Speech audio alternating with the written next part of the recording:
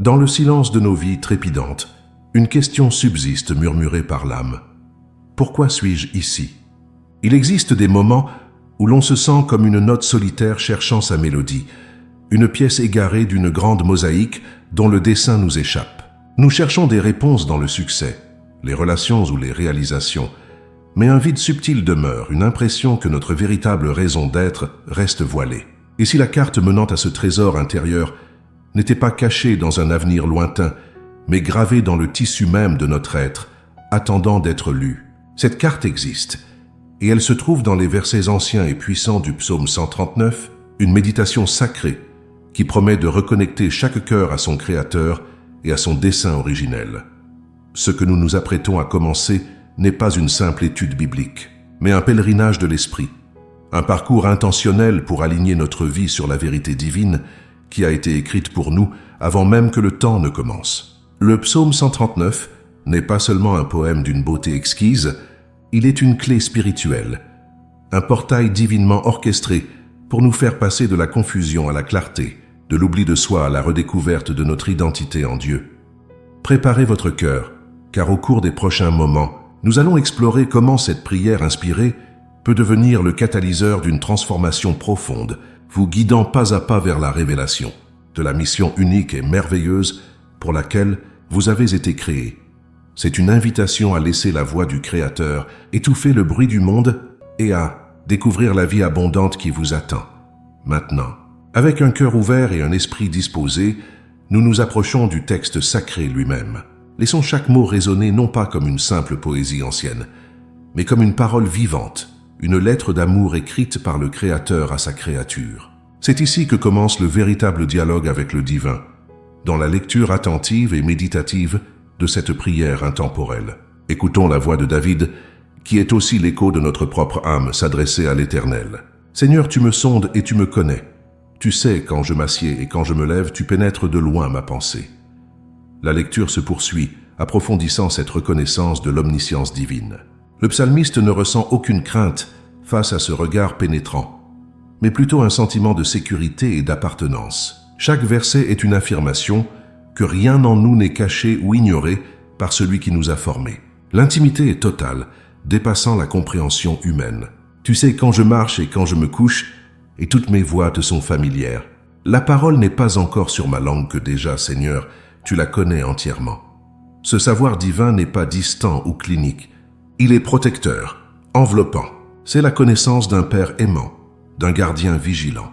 Le psalmiste exprime son émerveillement face à une telle attention, une science si profonde qu'elle dépasse son entendement. Il se sent cerné par la présence bienveillante de Dieu, une présence qui le précède et le suit en tout temps. Tu m'entoures par derrière et par devant, et tu mets ta main sur moi. Une science aussi merveilleuse est au-dessus de ma portée, trop élevée pour que je puisse la saisir. De la connaissance infinie de Dieu, le psalmiste passe à sa présence infinie.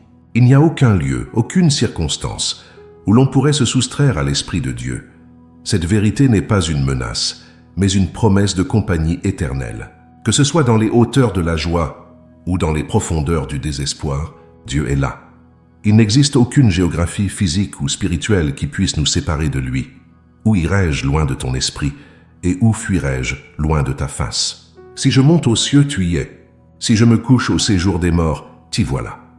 La portée de cette présence divine s'étend aux confins de l'imagination. Même la vitesse de la lumière, symbolisée par les ailes de l'aurore, ne peut distancer le Créateur.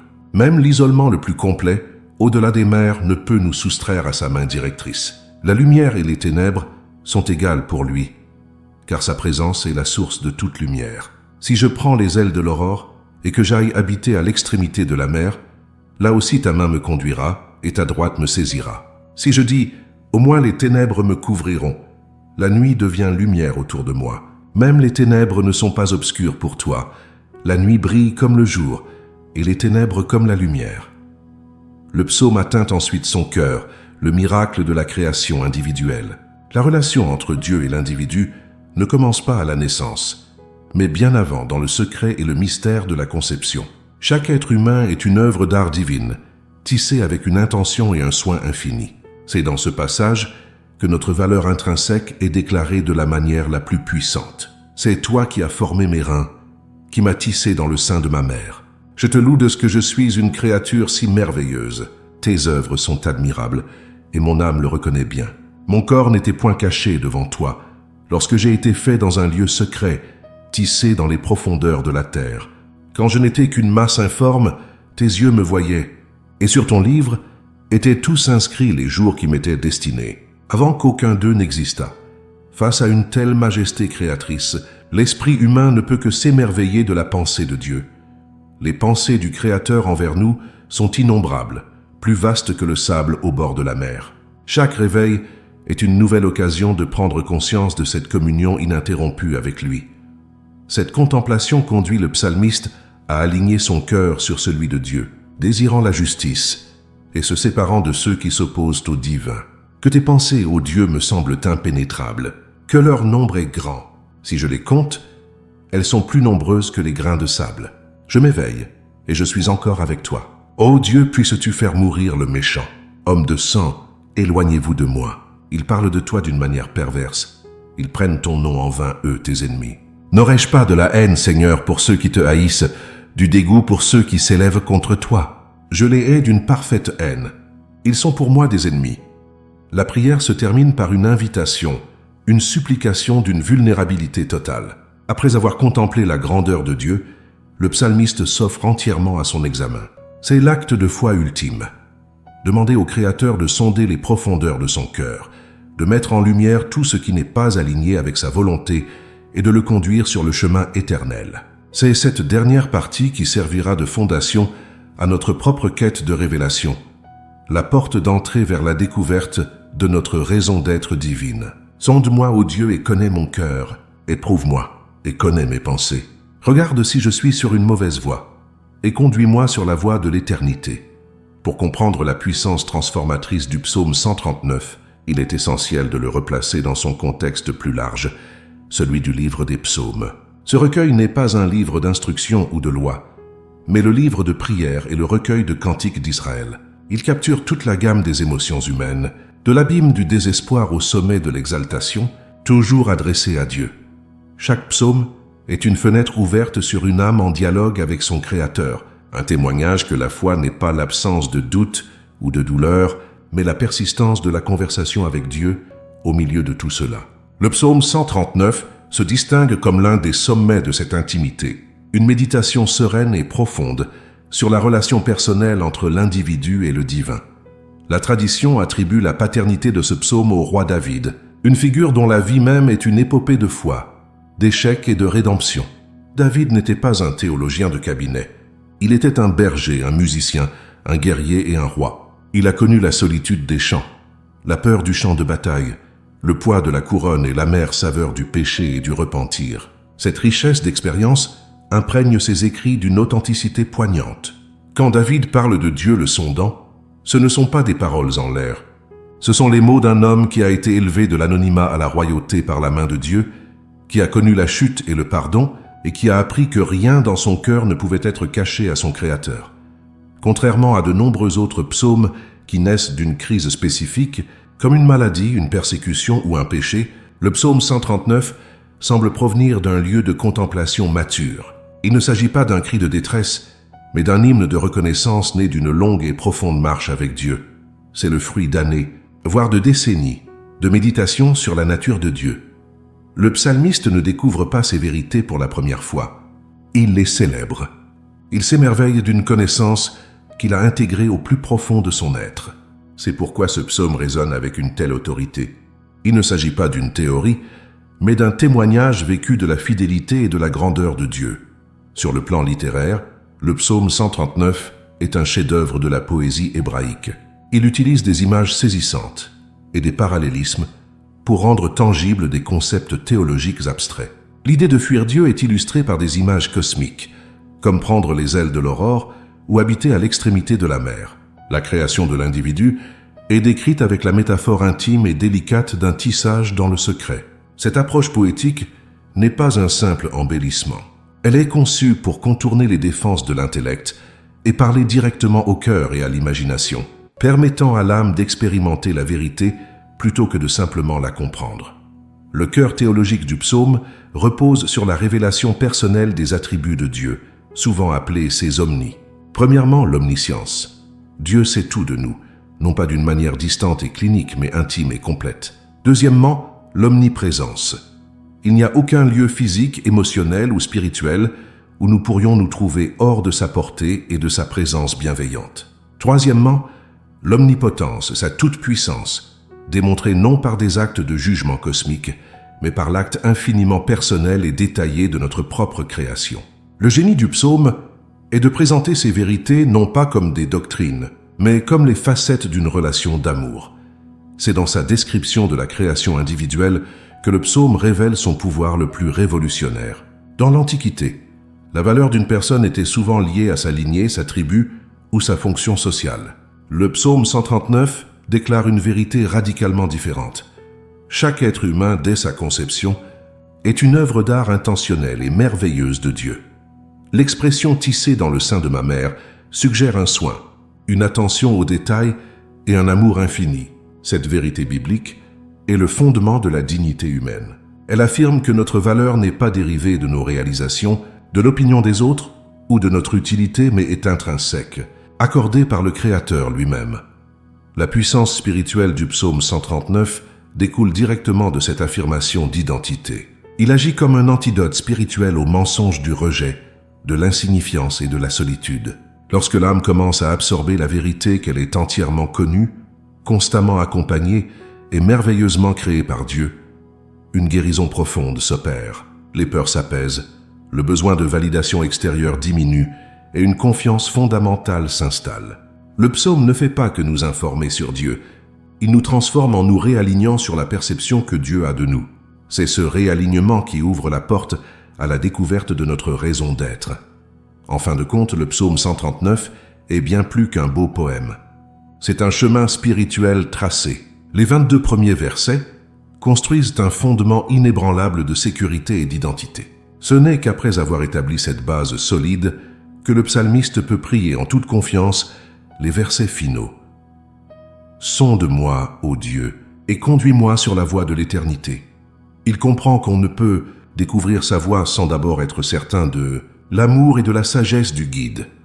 Le psaume nous enseigne que la révélation du but ne vient pas dans le vide, mais découle naturellement de la révélation de notre identité en tant qu'enfant profondément aimé et magistralement créé par Dieu.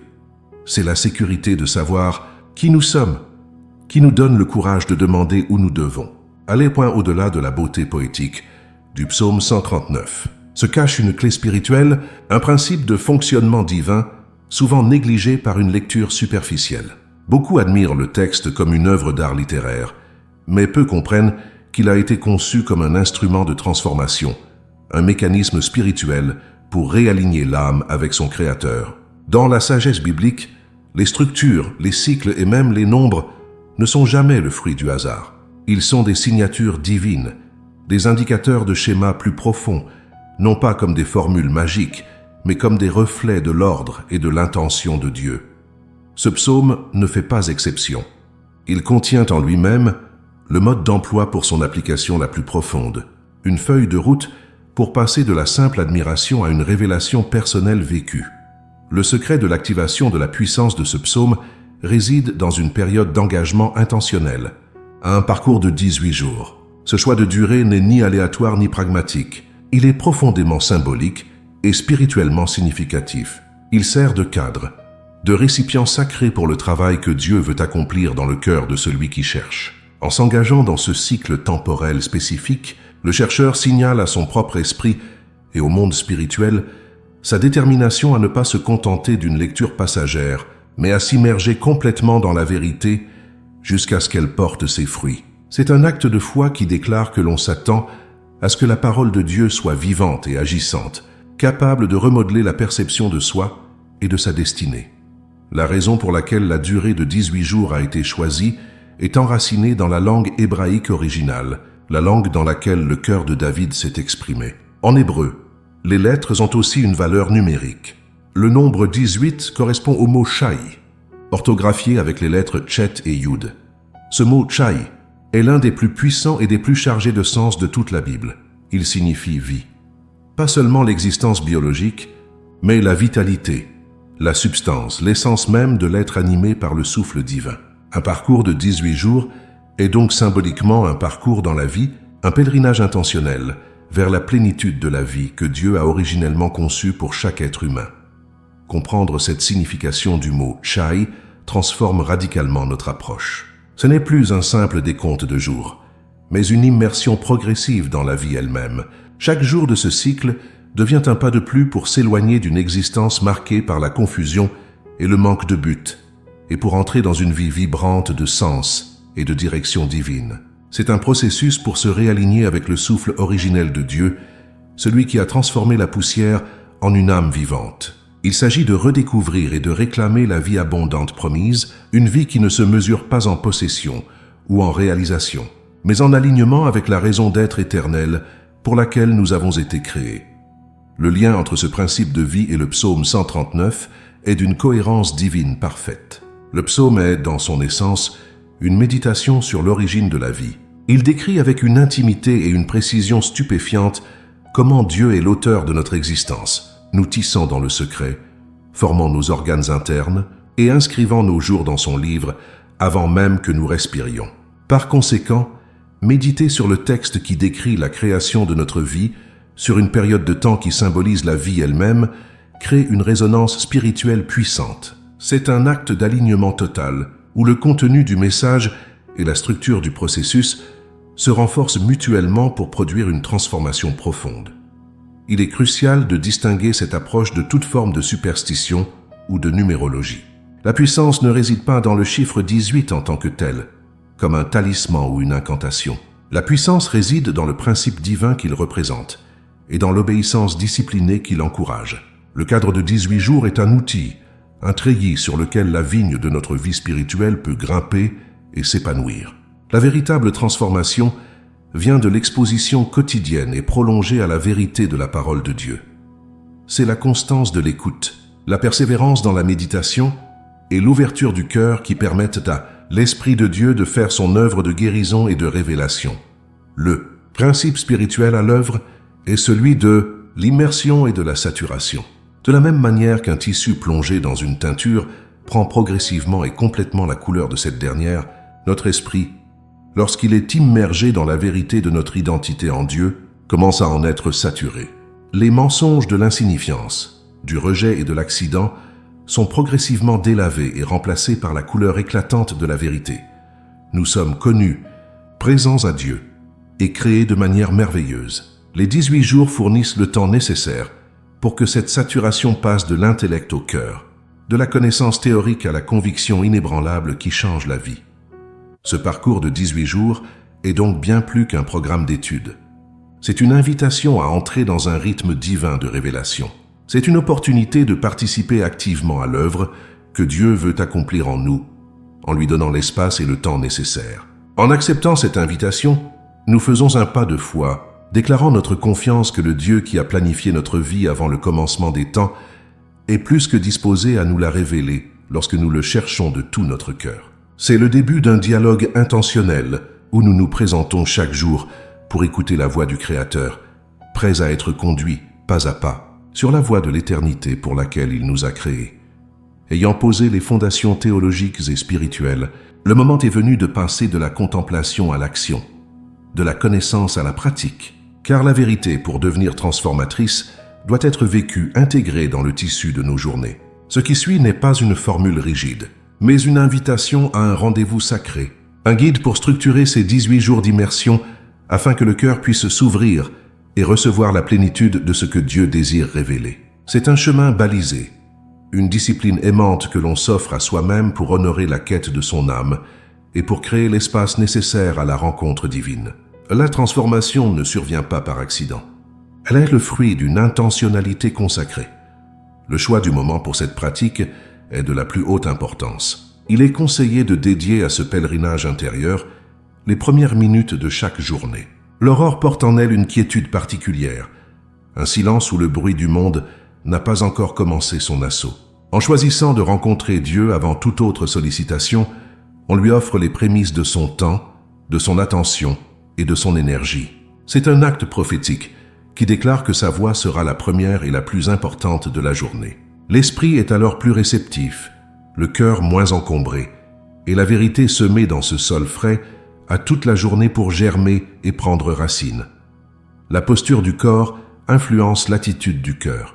Il ne s'agit pas d'adopter une position inconfortable ou ritualiste, mais de choisir une posture qui exprime la révérence et l'ouverture. Pour certains, s'agenouiller sera l'expression naturelle de l'humilité devant le Créateur. Pour d'autres, s'asseoir droit sur une chaise, les mains ouvertes sur les genoux, symbolisera une attente réceptive. L'essentiel est de trouver une position qui aide à la concentration et qui communique au corps que ce moment est différent, qu'il est mis à part. Le corps n'est pas un obstacle à la prière, mais un participant, un instrument qui peut aider l'âme à s'élever. Avant de plonger dans les mots sacrés du psaume 139, il est essentiel de préparer le terrain du cœur. Cela commence par quelques instants de silence complet.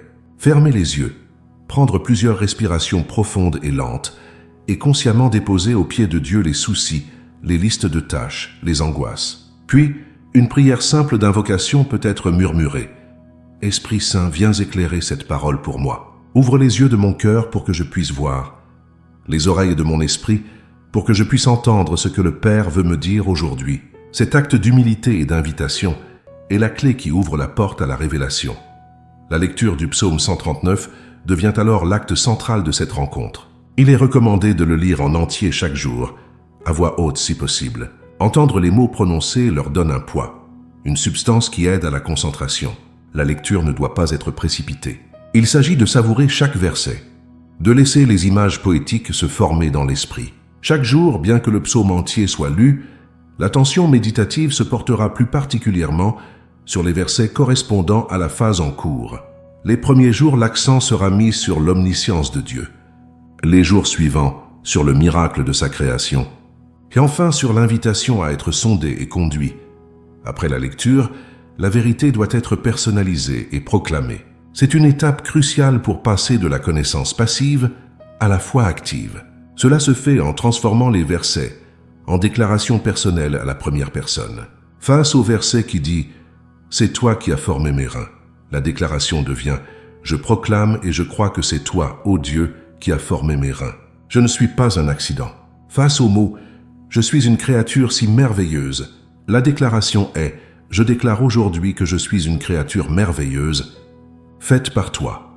Tes œuvres sont admirables, et je choisis de le reconnaître pour ma propre vie. » Cet exercice reprogramme l'esprit et fortifie la foi. La prière étant un dialogue, un temps d'écoute silencieuse doit impérativement suivre le temps de parole. Après avoir lu, médité et déclaré, il est temps de se taire et d'écouter. C'est souvent dans ce silence que Dieu parle, non pas nécessairement par une voix audible, mais par une pensée douce, une conviction profonde, une image qui vient à l'esprit, un sentiment de paix ou une direction nouvelle. Il est fortement conseillé de garder un carnet à portée de main pour noter ses impressions. Ces notes deviendront au fil des jours une carte précieuse du travail que Dieu accomplit, un témoignage tangible de sa fidélité à se révéler. La persévérance sur les 18 jours est le moteur de la transformation.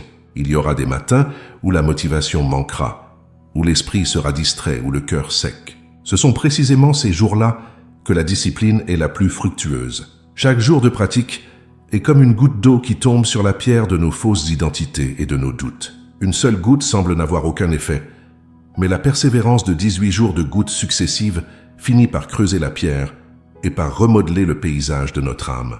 C'est en honorant le processus que l'on récolte le fruit de la révélation. Chaque temps de prière doit se conclure par un acte de gratitude. Remercier Dieu pour sa présence, pour le don de sa parole, pour la vérité qu'il a révélée ce matin-là, même si elle semble petite. La gratitude est une clé spirituelle qui scelle l'œuvre accomplie dans le cœur et ouvre la porte à de plus grandes bénédictions. Elle déplace le focus de ce que l'on cherche encore vers ce que l'on a déjà reçu. Terminé par un simple « Merci Père de me connaître, de m'entourer et de m'avoir créé. Merci de me conduire sur la voie de l'éternité », ancre l'âme dans une posture de confiance et de paix. Enfin, la pratique ne s'arrête pas au moment où l'on se lève de son lieu de prière. La dernière étape consiste à emporter une pensée ou un verset avec soi tout au long de la journée. L'écrire sur une note, en faire son écran de veille, ou simplement se le remémorer consciemment à plusieurs reprises. En méditant sur une vérité comme « tu m'entoures par derrière et par devant », au milieu des défis quotidiens, la vérité quitte le domaine du dévotionnel pour devenir une réalité vécue. C'est ainsi que la rencontre matinale avec Dieu infuse et transforme progressivement chaque heure, chaque décision et chaque interaction de la journée. Le parcours de 18 jours n'est pas une ascension linéaire et prévisible, mais une spirale ascendante où chaque jour s'appuie sur le précédent, approfondissant la révélation de manière organique. C'est un processus vivant, une danse entre la fidélité de l'âme qui se présente chaque matin et la fidélité de Dieu qui répond toujours à un cœur qui cherche. Les effets ne sont pas magiques, mais sont le fruit naturel d'une exposition prolongée à la vérité qui restructure lentement mais sûrement le paysage intérieur de l'être. Les 3 premiers jours constituent la phase de la reconnaissance, centrée sur les versets 1 à 6. Le premier jour, le chercheur fait souvent l'expérience d'un soulagement presque palpable. Le poids de devoir se prouver, de devoir maintenir une façade, commence à s'alléger sous la lumière de la vérité que Dieu le connaît entièrement. La prise de conscience que rien n'est caché au Créateur, non pas pour être jugé, mais pour être compris, apporte une permission d'être authentique, peut-être pour la première fois. Au 2e jour, un silence nouveau commence à s'installer dans l'esprit. Les voix intérieures de l'autocritique, de la comparaison et de l'accusation, qui se nourrissent de la peur d'être découverts, perdent de leur puissance. Confrontées à la réalité que tout est déjà connu et accepté par Dieu, elles commencent à se taire. Cet apaisement n'est pas un vide, mais un espace qui se crée pour que la voix douce et tranquille de l'esprit puisse commencer à se faire entendre. Le 3e jour voit cette paix initiale se consolider en une fondation de sécurité. Le sentiment d'être constamment observé, qui pouvait autrefois être une source d'anxiété, se transforme en une certitude réconfortante d'être accompagné. La solitude existentielle, cette impression d'être seul face à l'univers, se dissout. L'âme commence à s'ancrer dans la réalité de la présence divine, non comme un concept théologique, mais comme une expérience vécue, une main posée en permanence sur son épaule. Dès le 4e jour, le parcours entre dans sa 2e phase, celle de l'acceptation, en se concentrant sur les versets 13 à 16. La méditation sur le fait d'avoir été tissé dans le secret par les mains de Dieu commence à réparer l'image de soi. Les premières lectures de ces versets peuvent sembler poétiques mais distantes. Cependant, la répétition quotidienne permet à cette vérité de descendre de la tête vers le cœur, défiant les mensonges d'être un accident, un fardeau ou une erreur. Entre le 5e et le 7e jour, une guérison plus profonde s'opère. Les blessures passées liées au rejet, à l'abandon ou au sentiment d'inadéquation commencent à remonter à la surface, non pour blesser à nouveau, mais pour être exposées à la lumière guérissante de la vérité. La conviction d'avoir été désiré et intentionnellement créé par Dieu agit comme un baume puissant. Au 7e jour, un tournant est souvent atteint. La valeur personnelle commence à se détacher de la validation extérieure. Le besoin d'approbation des autres diminue, remplacé par une assurance tranquille de sa propre valeur intrinsèque. Les 8e et 9e jours sont consacrés à la consolidation de cette nouvelle identité. Ce qui était une révélation devient une conviction stable. La personne ne pense plus seulement qu'elle est une créature merveilleuse. Elle commence à le ressentir dans ses os. Cette transformation intérieure se manifeste souvent extérieurement. Une posture plus droite, une plus grande liberté dans les relations, une moindre peur de l'échec, car la valeur de l'être n'est plus attachée au faire. C'est la préparation essentielle pour la phase finale. Le 10e jour marque le début de la phase de révélation et d'orientation, en s'appuyant sur la prière des versets 23 et 24. Ayant établi une base solide de sécurité et d'identité, l'âme est enfin prête à prier avec une vulnérabilité totale. « Sonde-moi, ô Dieu !» Auparavant, une telle prière aurait pu être terrifiante, mais elle est désormais une invitation confiante. Le cœur ne craint plus l'examen divin, car il sait qu'il est conduit par un amour parfait qui cherche non pas à condamner, mais à guider vers la vie. Entre le 11e et le 14e jour, la clarté commence à poindre, non pas comme un éclair soudain, mais comme le lever progressif du soleil. La direction divine se manifeste souvent dans les petites choses. Une conviction intérieure grandissante concernant un don particulier, une conversation qui ouvre une porte inattendue, une prise de conscience sur un schéma de comportement à abandonner ou une nouvelle passion qui s'éveille. Le carnet de prière devient un outil crucial pour tracer ces points de lumière qui, ensemble, commencent à former une constellation de sens. Les jours 15 à 17 voient la brume de la confusion se dissiper de manière significative. La carte de l'âme devient plus lisible. La raison d'être se révèle moins comme un titre de poste ou une grande mission spectaculaire, mais plutôt comme un fil conducteur, un thème unique que Dieu a tissé dans la personnalité, les dons et les expériences de la personne. C'est la découverte du pourquoi derrière le qui, la manière spécifique dont cette vie unique est conçue pour refléter la gloire de Dieu et servir les autres.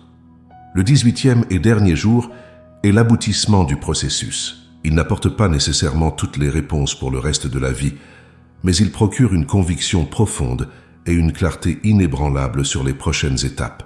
La prière finale n'est plus une question anxieuse, mais une déclaration de confiance. L'âme a été sondée, le cœur est connu, l'identité est affermie, et la voie de l'éternité, du moins pour le prochain chapitre du voyage, est maintenant visible.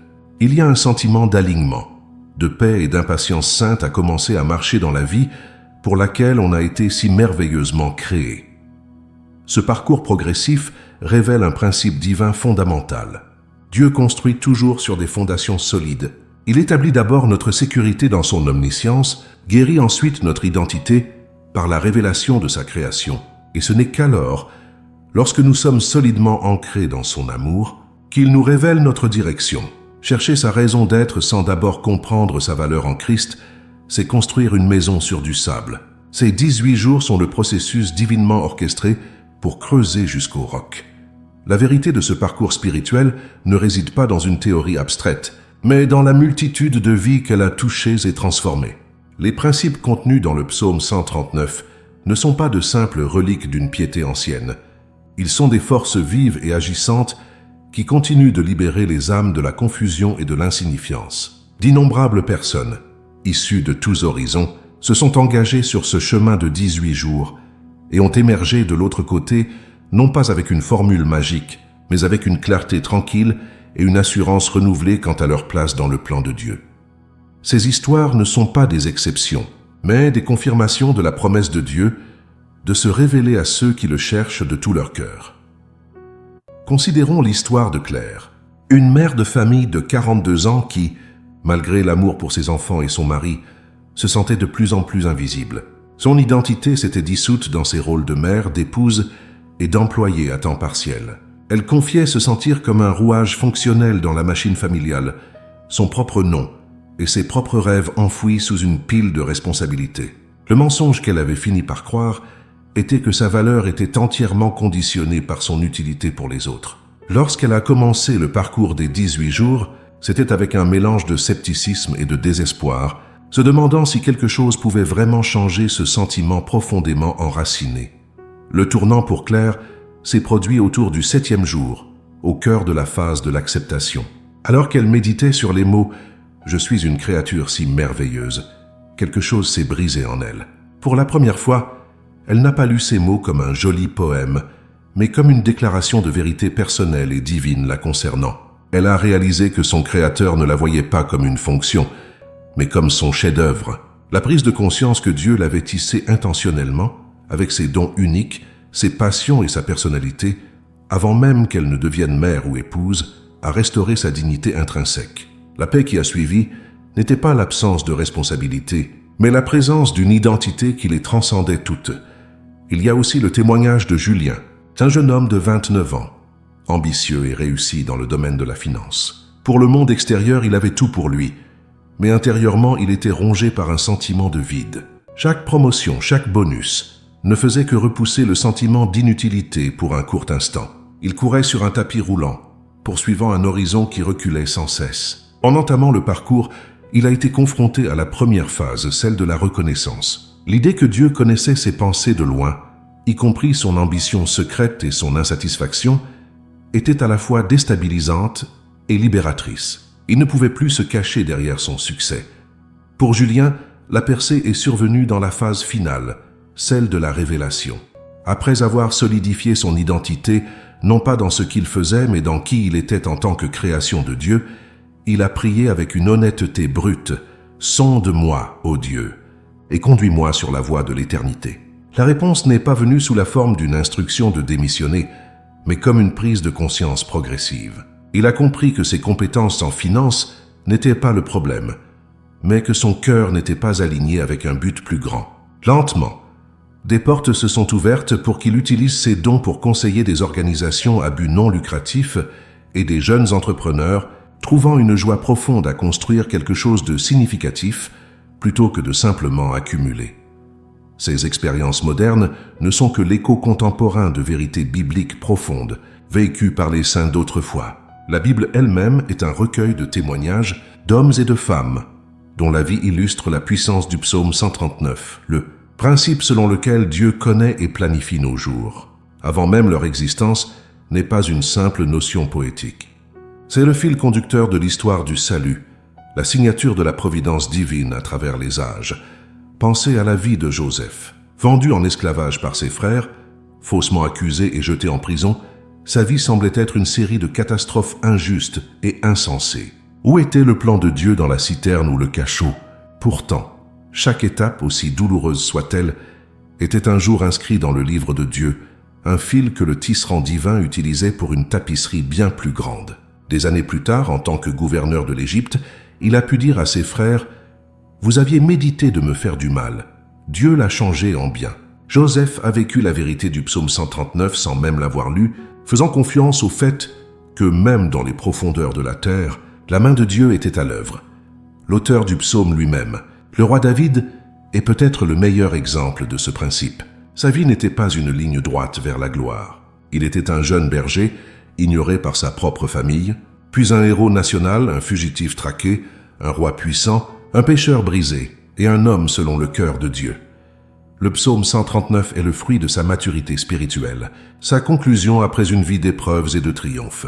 Il a compris que de la solitude des champs de Bethléem au couloir du palais de Jérusalem, et même dans les ténèbres de son péché avec Bathsheba, l'Esprit de Dieu ne l'avait jamais quitté.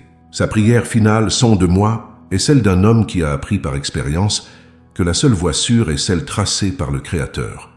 Le prophète Jérémie fait écho à la même vérité fondamentale dès le début de son ministère.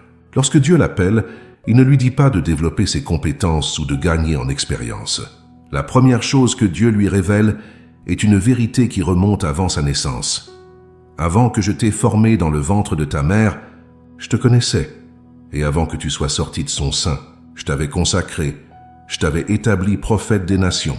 Cette déclaration est un commentaire divin sur le psaume 139. Elle confirme que notre appel et notre raison d'être ne sont pas des choses que nous inventons ou construisons, mais des réalités que nous découvrons, des vérités préexistantes que Dieu a implantées dans notre être même. La vie de l'apôtre Paul raconte une histoire similaire de redécouverte radicale de sa raison d'être. En tant que Saul de Tarse, il était convaincu de connaître sa voie, servant Dieu avec un zèle féroce en persécutant l'Église. Il croyait être sur le bon chemin. Pourtant, sur la route de Damas, il a été confronté à une réalité divine qui a anéanti sa propre conception de sa mission.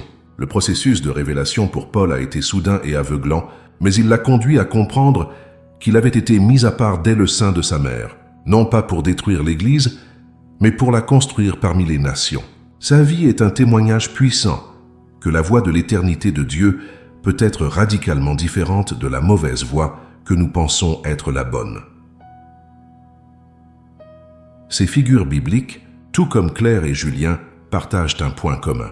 Leur transformation n'est pas venue de leurs propres efforts pour se trouver, mais de leur rencontre avec le Dieu qui les avait déjà trouvés. Ils ont dû abandonner leur propre carte, leur propre définition du succès et de l'identité, pour recevoir la carte que Dieu avait dessinée pour eux. Leur vie prouve que la découverte de sa raison d'être n'est pas une question d'auto-amélioration, mais d'auto-reddition à celui qui nous connaît mieux que nous ne nous connaîtrons jamais. Ainsi, le chemin tracé par le psaume 139 est un chemin éprouvé, foulé par des générations de croyants. C'est une invitation à rejoindre une grande nuée de témoins qui ont découvert que la plus grande aventure de la vie n'est pas de créer son propre destin, mais de découvrir et d'embrasser le destin merveilleux pour lequel nous avons été créés. Chaque témoignage, ancien et moderne, est une lumière sur le chemin, nous assurant que nous ne marchons pas seuls et que la destination, une vie d'alignement et de but divin, est réelle et accessible à tous ceux qui osent demander « Sonde-moi et conduis-moi ». Lorsque le 18e jour s'achève Ce n'est pas une conclusion qui est atteinte, mais un seuil qui est franchi. Le pèlerinage intérieur a accompli son œuvre. Le bruit parasite de la confusion, du doute et de l'insignifiance s'est estompé, remplacé par une clarté nouvelle et durable. L'âme qui cherchait autrefois sa mélodie vibre désormais en parfaite harmonie avec la fréquence divine. Ce n'est pas la fin du voyage, mais le véritable commencement d'une marche sur la voie de l'éternité. Non plus en tâtonnant dans le brouillard, mais en marchant avec assurance sur un chemin illuminé de l'intérieur par la certitude de son identité et de sa destination. Une protection divine, autrefois concept théologique, devient une réalité palpable. La conscience permanente d'être entièrement connu, constamment accompagné et merveilleusement créé, forme un bouclier spirituel impénétrable autour du cœur. Les flèches enflammées du doute, de la peur de l'avenir, de l'anxiété face à l'opinion des autres et des mensonges de l'ennemi se brisent contre cette forteresse de vérité. Les tempêtes de la vie peuvent encore faire rage, mais elles n'atteignent plus le sanctuaire intérieur où l'âme repose, en sécurité, dans la paume de la main de son Créateur, sachant que rien ne peut la séparer de cet amour vigilant. Une abondance d'un genre nouveau inonde l'existence. Il ne s'agit pas d'une prospérité matérielle, mais d'une richesse spirituelle qui redéfinit toute la perspective de la vie. Chaque journée, chaque tâche, même la plus banale, est infusée d'un sens nouveau, car elle est désormais perçue comme une opportunité d'exprimer la raison d'être unique que Dieu a révélée. La vie n'est plus une quête frénétique pour combler un vide, mais une expression joyeuse d'une plénitude déjà possédée. L'âme opère depuis un lieu de contentement profond, transformant le travail en adoration et les défis en occasion de croissance. La justice divine s'établit, non comme un jugement extérieur, mais comme un réalignement intérieur profond. Ayant invité Dieu à sonder son cœur et à le conduire sur la bonne voie, l'individu voit ses priorités, ses désirs et ses motivations être purifiés et réordonnés selon le modèle divin. Les schémas de pensée toxiques, les relations qui entravent la croissance spirituelle et les ambitions égoïstes perdent leur emprise. La justice dans ce contexte est la restauration de l'ordre originel de Dieu dans l'âme, produisant des fruits de droiture, d'intégrité et de sagesse dans chaque décision. Une paix qui surpasse toute compréhension s'installe comme le fondement permanent de l'être. Ce n'est pas la simple absence de conflit, mais la présence active de la plénitude, de l'intégrité et de l'harmonie avec Dieu, avec soi-même et avec sa destinée. Cette paix, le shalom biblique, devient une ancre pour l'âme au milieu des vagues de l'incertitude. Elle ne dépend plus des circonstances extérieures, car elle est enracinée dans la vérité immuable de l'identité de l'individu en tant qu'enfant bien-aimé et intentionnellement créé par Dieu. Les relations humaines sont radicalement transformées. Libérée du besoin insatiable de validation extérieure, la personne peut désormais aimer les autres d'un amour pur et désintéressé. Les interactions ne sont plus des transactions visant à combler un manque affectif, mais des occasions de déverser l'amour et l'acceptation reçus de Dieu. L'individu devient un havre de paix pour son entourage, capable d'écouter sans juger, d'encourager sans flatter et d'aimer sans condition, reflétant ainsi le cœur du Père. La vision de sa propre vie devient claire et cohérente. En regardant en arrière, la personne peut maintenant discerner la main directrice de Dieu, même dans les chapitres les plus sombres et les plus déroutants de son histoire. Les échecs, les douleurs et les détours ne sont plus vus comme des erreurs tragiques, mais comme des fils nécessaires, tissés par le maître artisan dans la grande tapisserie de sa vie. Cette nouvelle perspective apporte une guérison profonde des regrets du passé et une gratitude immense pour le voyage tout entier, reconnaissant que chaque étape a contribué à la personne qu'elle est devenue. Une autorité spirituelle est libérée. En s'alignant sur sa raison d'être divine, l'individu cesse d'opérer par sa propre force et commence à marcher dans l'autorité que Dieu lui a conférée. Ses prières deviennent plus précises et plus puissantes, ses paroles portent le poids de la conviction divine, et ses actions ont un impact plus grand pour le royaume de Dieu. Il ne s'agit pas d'une autorité dominatrice, mais de l'influence naturelle d'une vie entièrement consacrée et alignée sur la volonté de son Créateur. La révélation reçue se mue inévitablement en mission vécue. Le voyage qui a commencé par une introspection profonde se tourne maintenant vers l'extérieur, avec un désir brûlant de servir. La connaissance de soi conduit à l'oubli de soi dans le service des autres. La raison d'être n'est jamais une fin en soi, c'est un don à partager, un canal par lequel la grâce et l'amour de Dieu peuvent s'écouler dans un monde qui en a désespérément besoin. La personne devient une preuve vivante de la fidélité de Dieu, une lettre d'amour écrite par le Créateur, lisible par tous. Au terme de ce cycle, l'âme comprend que la voie de l'éternité n'est pas une destination lointaine, mais un chemin que l'on emprunte chaque jour. Le parcours des 18 jours a servi de porte d'entrée, un apprentissage pour marcher continuellement dans cette réalité. La vie devient une danse constante entre la confiance en l'amour du Créateur et l'accomplissement joyeux de sa mission. C'est la libération ultime. Vivre non plus comme un orphelin cherchant sa place, mais comme un héritier marchant avec assurance dans le royaume de son Père, connaissant sa valeur, embrassant sa mission et vivant pleinement la vie, la Chaï, pour laquelle il a été si merveilleusement créé. Nous avons voyagé ensemble à travers les couloirs sacrés d'un psaume intemporel. Nous nous sommes arrêtés pendant 18 jours, non pas comme des touristes, mais comme des pèlerins cherchant le cœur même de notre Créateur et ce faisant, découvrant le nôtre. Les vérités que nous avons mises au jour ne sont pas de la simple poésie. Elles sont le fondement d'une nouvelle réalité. Vous êtes pleinement connu. Pas une seule de vos pensées ne lui échappe. Vous êtes toujours en sa présence. Aucune obscurité ne peut vous cacher. Vous êtes une création merveilleuse, tissée avec une intention divine et un amour infini. Ce n'est pas la fin d'une étude. C'est l'aube d'une vie vécue en alignement avec son plan divin originel. Cette connaissance profonde réside maintenant en vous. C'est une graine vivante, plantée dans le sol fertile d'un cœur qui a cherché la vérité. La question qui se pose à vous maintenant est simple. Que ferez-vous de cette graine? Permettrez-vous aux soucis de demain, aux distractions de la journée et aux voies du doute de la piétiner? Ou choisirez-vous à partir de cet instant de la cultiver, de l'arroser par la prière, de l'exposer à la lumière de sa présence et de la garder comme le trésor le plus précieux que vous possédiez? La révélation que vous avez reçue n'est pas une émotion passagère. C'est une invitation à une transformation permanente. N'oubliez jamais que vous n'êtes pas seul sur ce chemin. Le Dieu qui a orchestré votre conception dans le secret est le même Dieu qui désire orchestrer vos pas dans le monde. La main qui vous a formé est la main qui vous guidera.